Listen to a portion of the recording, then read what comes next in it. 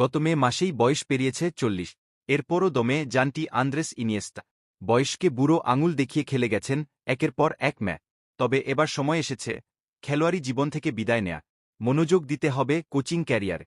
তাই পেশাদার ফুটবলকে বিদায় জানানোর সিদ্ধান্ত নিয়েছেন বার্সেলোনা ও স্পেনের সাবেক এ তারকা। ফুটবল বিশ্বে ইনিয়েস্তাকে নতুন করে পরিচয় করিয়ে দেওয়ার কিছু নেই। 2018 সালে ক্যাম্প নু ছাড়েন বার্সার একজন কিংবদন্তি হিসেবে।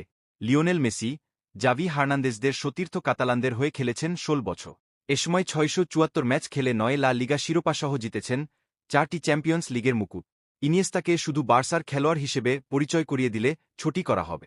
নিজেদের ইতিহাসে প্রথমবার ফিফা বিশ্বকাপের শিরোপা জয়ের জন্য ইনিয়েস্তাকে আজীবন মনে রাখবে স্প্যানিশরা।